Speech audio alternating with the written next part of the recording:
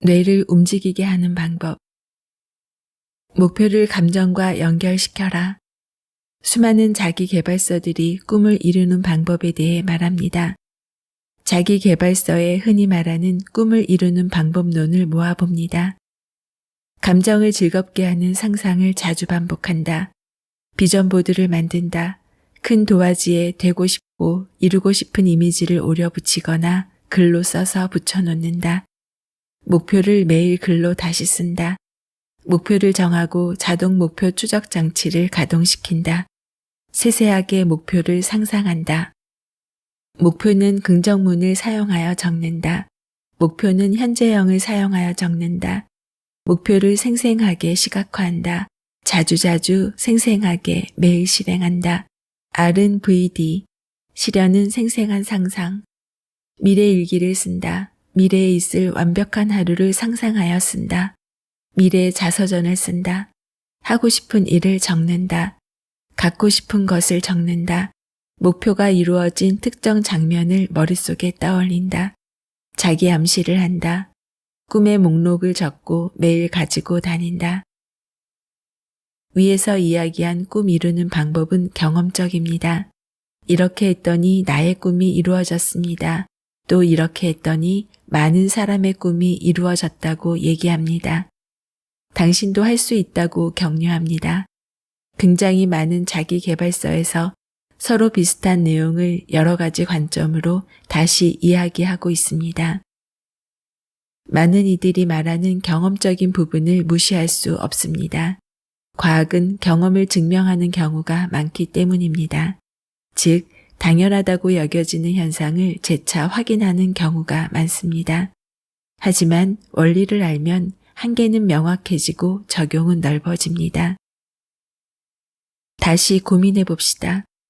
이들이 각각의 관점으로 이야기하는 것들, 즉 꿈을 세팅하는 방법들의 공통점을 생각해 봅시다. 생생하게 꿈꾸면 이루어집니다. 상상하고 이루어질 것이라고 믿으면 이루어집니다. 간절한 목표가 뇌를 움직인다. 목표가 무엇이든 일단 명확해지고 확고해지면 목적 자체가 구동력이 되어 여러 가지 작용을 하게 됩니다. 목표가 연습에서 어떤 의미를 지니는지 나름대로 8가지 정도 추려보았습니다. 주의 집중.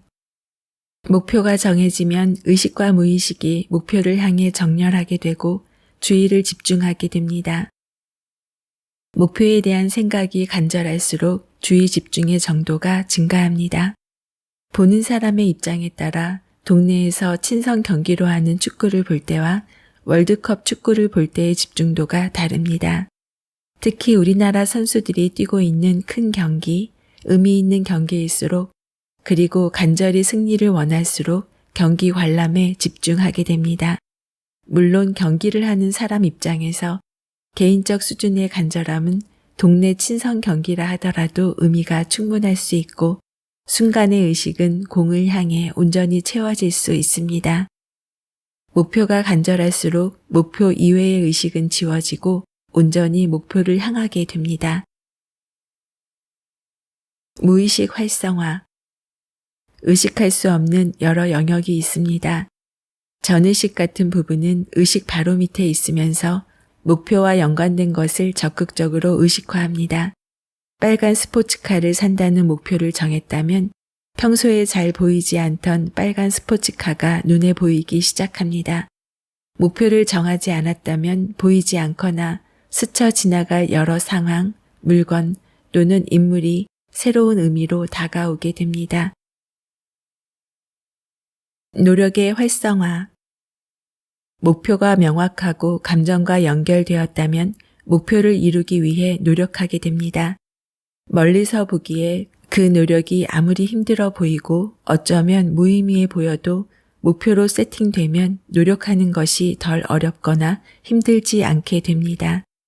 테니스를 치고 있는 사람을 멀리서 보면 땡볕에 땀을 뻘뻘 흘리면서 무의미한 공 하나를 이리저리 쫓는 것처럼 보여 이해하기 어려울 수 있습니다. 하지만 코트 안의 선수는 세팅된 목표, 즉 공을 상대팀 코트에 쳐서 보내야 한다는 목표를 위해서 즐거운 마음으로 땡볕에서도 땀을 흘리며 뛰어다니게 됩니다. 골프도 마찬가지입니다. 조그만 홀 안에 공을 집어넣는 것이 의미 있는 감정적으로 간절한 일이 되어 기꺼이 연습장에서 2-3시간 보낼 수 있는 것입니다. 그런 시간들이 다른 사람 눈에는 힘들어 보일 수도 있지만 목표가 간절한 사람에게는 생각보다 힘들지 않을 수 있습니다. 아이디어 조합. 목표를 지속적으로 생각하다 보면 앞쪽 뇌, 즉 전전두엽을 활성화하여 목표에 이르는 여러 가지 방법과 현재의 도전 과제를 생각하게 됩니다. 생각의 양이 많을수록 아이디어는 질적으로 높은 수준으로 나오게 됩니다. 목표가 없으면 질문을 할 수 없게 되고 관련된 아이디어를 불러오지 못하게 됩니다. 계속되는 왜 또는 어떻게라는 질문은 여러 가지 기발한 생각들을 엮어 올릴 수 있게 만듭니다. 기억에 강한 흔적을 남김. 순간순간 들어오는 수많은 주위의 자극들은 머릿속으로 들어오면서 걸러집니다. 여러 사람이 같은 경험을 하였어도 각자의 관심사에 따라 의미 있는 자극만 머릿속에 남고 나머지는 기억되지 않습니다. 자극이 머릿속에 들어와서 걸러지고 나면 나에게 의미 있는 것, 중요한 것 또는 피해야 하는 것, 생존에 관련된 것들이 주로 남게 됩니다. 이때 목표가 간절하다면 목표와 관련된 사항들은 걸러진 후에도 다른 기억보다도 더 오래 남게 됩니다. 간절함과 관련된 기억은 오래 갑니다. 감정은 힘이 셉니다. 간절한 목표와 관련된 경험과 지식 등은 기억에 강한 흔적을 남기게 됩니다.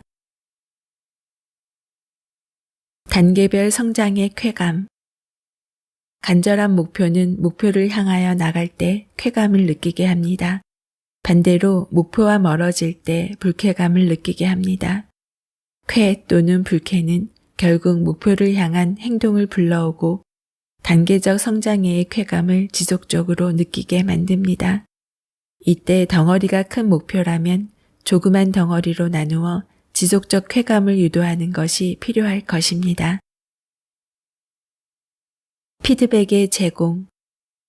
피드백이 있어야 정확한 연습이 가능합니다. 목표가 있어야 활 시위를 당길 수 있습니다. 목표가 있어야 목표에 명중했는지 안 했는지 알 수 있습니다. 목표가 없으면 피드백을 할 수 없습니다. 관역이 없다면 활 시위가 정확했는지 알 수 없고 활쏘기 연습은 지루해집니다. 실력을 가늠할 수 없고 활을 더 잘 쏘기 위해 고민할 수 없으면 전략을 세울 수도 없게 됩니다. 미래의 의미와 현재의 즐거움을 연결. 하버드 대학교의 긍정심리학 교수이자 행복을 연구하고 있는 탈벤 샤하르는 행복의 4분면을 이야기합니다.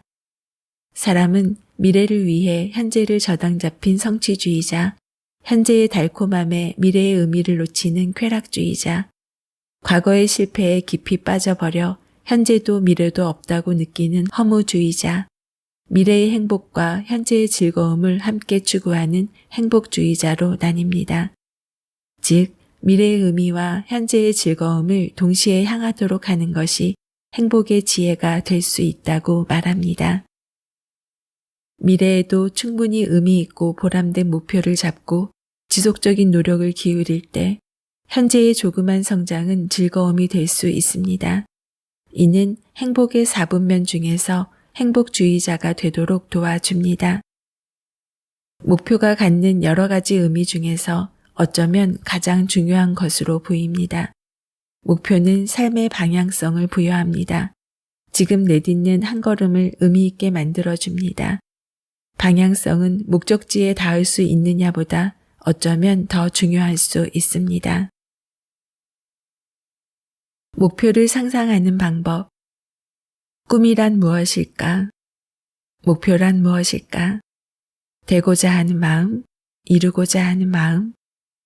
가정해 봅시다. 꿈도 나의 뇌 속 어딘가에 있는 것은 아닐까요? 꿈꾸기, 목표 세우기라는 것도 혹시 연습이 가능하지 않을까요? 생생한 상상은 뇌에 흔적을 남긴다.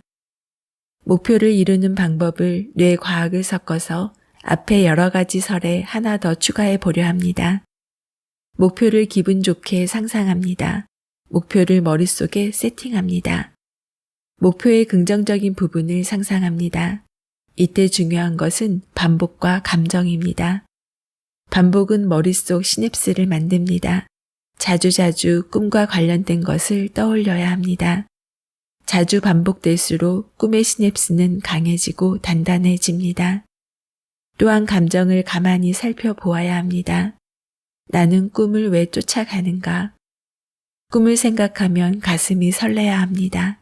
생각할수록 마음이 가고 꿈을 이루고 싶은 마음이 깊게 우러나올수록 좋습니다. 하지만 이러한 우러나옴이 저절로 나오는 것은 아닙니다. 꿈에 대한 생각을 자주자주 반복적으로 하면 꿈 자체가 구동력이 됩니다. 의지로 끄던 꿈이 의지를 다시 부르게 됩니다. 가슴을 뛰게 하는 꿈을 자주 생각하는 것만으로도 꿈과 감정이 연결됩니다. 시냅스가 연결되는 것입니다. 즉, 꿈에 대한 좋은 감정이 생겨서 꿈의 동력이 생기게 됩니다. 앞에서 소개한 목표를 세팅하는 여러 방법은 머릿속의 목표와 좋은 감정을 잇는 작업입니다. 머릿속 감정과 반복적으로 연결할수록 목표는 깊게 세팅됩니다. 목표를 향해 두 가지 생각을 품지 않고 강렬한 한 가지 생각으로 송곳처럼 정렬하게 됩니다. 따라서 목표를 이루게 될 확률이 높아지게 됩니다. 목표 상상하기의 두 가지 관점. 상상하기는 그 자체로 힘이 있습니다. 목표 상상하기는 두 가지 관점이 있을 수 있습니다. 목표를 이룬 결과에 대한 상상과 목표를 향한 과정에 대한 상상입니다. 하나는 공부를 열심히 해서 원하는 학교에 합격하는 즐거운 상상이고 또 하나는 공부하는 과정 중 하나인 시험 당일에 긴장하지 않고 시험을 잘 풀고 나오는 것을 상상하는 것입니다. 즉, 목표로 하는 것이 이루어진 상태를 상상하는 것과 목표를 향한 과정에 대해 상상하는 것을 말합니다. 첫 번째는 목표가 이루어진 기분 좋은 상태를 상상하여 목표의 감정을 연결하도록 해줍니다. 따라서 목표를 의식하는 시간을 늘려주고 목표를 기분 좋게 생각하도록 유도합니다. 또 한 가지는 목표로 가는 과정을 상상하는 것인데 연습의 양을 늘려주는 효과가 있습니다. 머릿속 상상은 머릿속의 관련 뇌 부위를 자극하는 효과가 있기 때문입니다. 테니스 치는 상상을 한다면 그 순간 테니스 연습이 실제로 되고 있는 것입니다. 머릿속 연습량을 늘려 목표를 좀 더 빠르게 다가가도록 합니다. 두 가지 상상의 효과를 적절히 이용하도록 합시다. 그리고 목표 상상하기는 목표를 이룰 수 있는 확률을 여러 방식으로 올립니다. 목표를 향한 기분 좋은 감정을 갖도록 하여 목표를 위해 기꺼이 연습할 수 있도록 만듭니다. 오랜 시간 목표를 생각하면 목표가 이루어질 확률이 확연히 올라갑니다. 함께 발화하면 함께 연결된다. 1949년 도널드 헵은 학습을 하였을 때 신경세포들이 새로운 방식으로 연결된다는 의견을 내놓았습니다. 두 신경세포가 반복적으로 동시에 발화하면 두 세포는 화학적 변화가 일어나서 더 강하게 연결된다는 것입니다. 쉬운 말로 풀면 함께 발화하는 누련들은 함께 연결된다로 요약할 수 있습니다. 뇌신경이 동시에 자극을 받으면 서로 간에 강한 연결망이 발달한다는 것입니다. 꽤 오래전에 한 이야기이지만 뇌신경세포의 연결 방식을 정확히 표현하기에 이러한 뇌세포 묶음 현상을 헵의 법칙이라고 부릅니다. 감동을 준 음악을 다시 들으면 다시 감동이 되살아납니다. 영화 속 음악과 영화 속 감동이 함께 발화하면서 강하게 묶여 있기 때문입니다. 강한 정서적 반응의 순간에 함께 했던 음악이나 사람들을 다시 듣거나 보게 되면 당시의 정서 반응이 다시 나오게 됩니다. 함께 발화하면 함께 연결된다. 나는 이러한 뇌신경 법칙을 목표 세우기 연습에도 적용할 수 있다고 봅니다. 목표를 설렘과 발화시켜라. 함께 발화된 목표와 설렘은 함께 묶여집니다. 목표를 생각하면서 발화시킨 설렘은 함께 발화되어 묶여집니다. 수차례 반복하면 더 강하게 묶입니다. 이후 목표에 대한 생각은 목표와 묶여진 설렘을 발화하게 됩니다. 함께 발화하면 함께 연결됩니다. 목표를 설렘과 발화시켜라. 안녕하세요. 북튜버 미소영입니다. 오늘 소개해드린 내용은 뇌신경과 전문의 신동선님의 스몰 윈입니다. 능력을 극대화시키는 결정적인 경험은 바로 잘개 쪽에서 반복하는 방법이라고 하는데요. 저자는 공중보건의 시절부터 지금까지 왕성한 호기심에 이끌려 뇌과학, 심리학, 자기개발, 공부법에 관한 수많은 책을 탐독하였다고 합니다. 뇌신경 연결에 관한 연구를 집중적으로 탐구했고 마음, 뇌, 변화라는 세 가지 키워드와 왜, 어떻게라는 두 가지 질문을 붙잡고 있는 중이라고 하는데요. 어떻게 하면 뇌과학적 지식을 응용할 수 있을까를 고민하다가 뇌신경들의 연결을 확장시킬 수 있는 연습법을 체계적으로 정리하기로 마음먹었다고 합니다. 수천 명의 일반인들을 대상으로 한 강의와 코칭 경험은 연습법에 확신을 심어주었고 그 결과를 담은 것이 스몰 윈이라고 합니다. 오늘 소개해드린 목표 설정할 때 감정을 담아라의 내용은 저자가 말하는 뇌를 변화시키는 연습법 중 하나입니다. 뇌를 변화시키는 연습법으로 크랩을 소개하는데요. 1원칙은 작게 쪼개라. 2원칙은 자꾸 꾸준히 반복해라. 3원칙은 감정을 담아라. 4원칙은 자신을 믿어라입니다. 저도 목표를 설정할 때 방향성이 중요하고 그 방향성에 그려지는 나의 모습은 행복한 설렘입니다. 미래의 내가 원하는 모습으로 살아가는 장면을 생각하면 지금도 설레이고 지금 하고 있는 행동에도 이유가 생깁니다. 그래서 저는 설정한 목표 옆에 항상 웃는 모습의 얼굴을 그려 넣습니다. 그리고 연습의 중요성인데요. 특히 피드백이 있어야 정확한 연습이 가능하다라는 문장이 와닿았습니다. 목표가 있어야 활시위를 당길 수 있고 목표가 있어야 목표에 명중했는지 안 했는지를 알 수 있다는 부분입니다. 관역이 없다면 활시위가 정확했는지 알 수 없고 활쏘기 연습은 지루할 수밖에 없겠지요. 특히 몰입감을 높이려면 자신의 능력보다 너무 버거워도 너무 쉬워도 몰입감을 경험하기 어렵고 결국 성과도 내기 힘들다는 겁니다.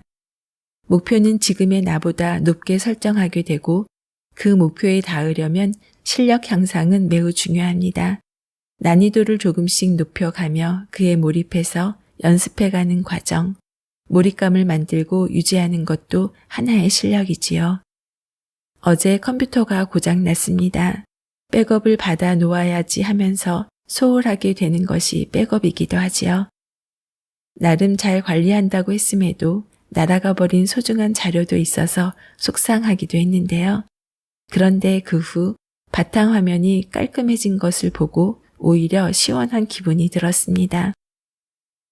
일정 기간 동안 올려드린 영상도 유실돼서 오늘 영상은 새롭게 다시 만들어 봅니다. 폰트도 바꾸고 배경도 바꾸고 구성도 살짝 바꿔봅니다. 저는 책 읽기의 목표 뒤에는 글 쓰는 사람이 있습니다. 노후가 되어도 머리가 백발이 되어도 조금은 힘이 없어도 햇살이 가득한 거실 창가에서 책 읽고 글 쓰는 모습으로 하루하루를 만들어가는 모습을 상상하면 설레입니다. 오늘 목표 설정에 감정을 넣어라. 목표는 설레야 한다. 가만히 목표를 느껴보라 라는 부분은 제 목표에도 대입해보니 잘하고 있구나 싶습니다. 그렇다면 그 목표를 위해 반복해서 연습하는 환경을 만들어가는 과정이 중요하겠지요. 미소님들도 오늘 내용을 반복해서 들어보시고 목표와 설렘을 발화시켜 보세요. 들으면 들을수록 미소 짓게 되는 미소 생각. 은퇴와 노후를 위한 동기부여 자기계발 이야기를 전하는 북튜버 미소영입니다. 좋아요, 구독, 알람 설정은 사랑입니다. 오늘도 24시간 행복하세요.